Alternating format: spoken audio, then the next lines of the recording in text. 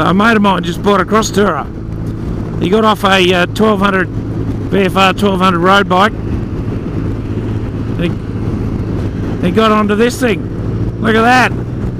What a bit of gear. It's got every single except for an exhaust pipe. It's got every single conceivable Honda accessory that Crosstourer made. It's got all the bags, all the crash bars, got the bash plates, got the radiator guards, it's got the fender extender, it's got a fender protector on the back. What a bit of gear. Beautiful big red Honda. Wow.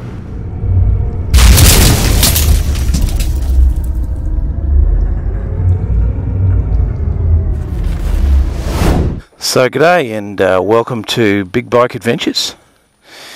Well, I'm getting a lot of messages from guys, both personally and through YouTube, telling me that they've gone and bought a Crosstourer based on, you know, the videos and the things that I've been doing on YouTube, which is fantastic.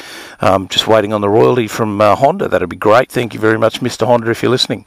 Just another Crosstourer with DCT would be perfect, or an Africa Twin, up to you. But anyway, look, one of the questions that I get continually asked by guys is what are the sort of things I need to do if I'm going to take it off-road? How do I protect this bike? How do I make sure that it's set up for off-road riding?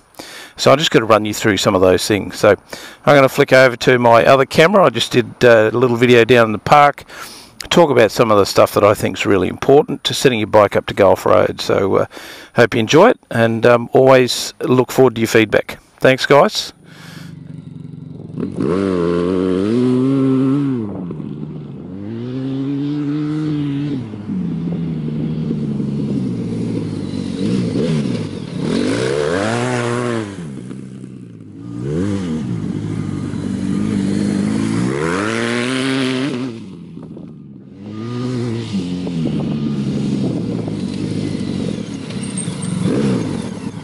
So you want to buy a Crosstourer, hey?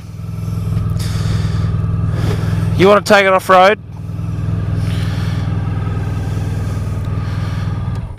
You don't want to damage your bike. So what are the things that you've got to do to it to make sure that your beautiful Crosstourer is well looked after and protected if you take it off-road? Well, what I'm going to do here is just run you through a few things that will help you set your bike up so you can take it off-road. Let's go through them. The first thing is protection. Now, bash guard, absolute must. So the bash guard is actually going to protect the bottom end of your engine, and the bottom end of the Crosstourer is actually a little bit susceptible. You've got the sump, obviously, you've got heater hoses, you've got the oil filter, all up there needs to be protected. Radiator guard, obviously a big thing. Foot pegs.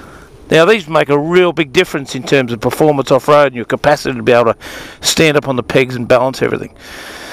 The other really big thing for protection is a good set of crash bars. So the crash bars are actually going to be able to give you that protection you need if you do drop it.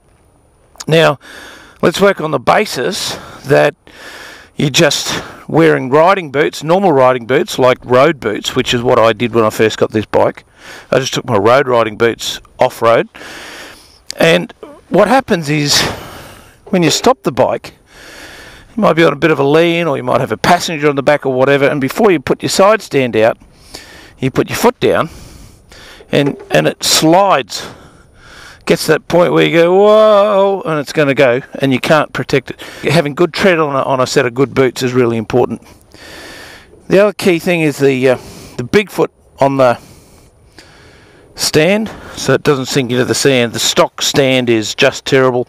260 kilos leaning on that, you're going to drop your bike. It's going to sink into the sand, no problem at all. I've put a set of knobbies on this.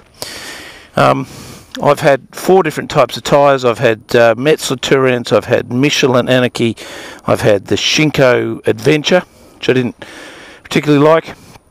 I'm now running the Midas EO10s on these. A little bit too aggressive, but you know, they do a great job.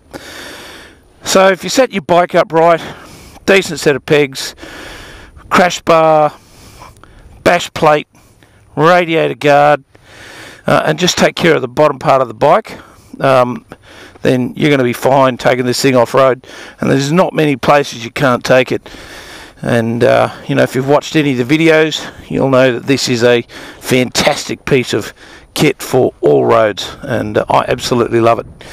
So I hope that helps. I hope you've you know, got an idea of the kind of things you need to do if you want to protect your investment, if you want to make sure the bike is capable of handling all the off-road stuff without getting any damage to it at all.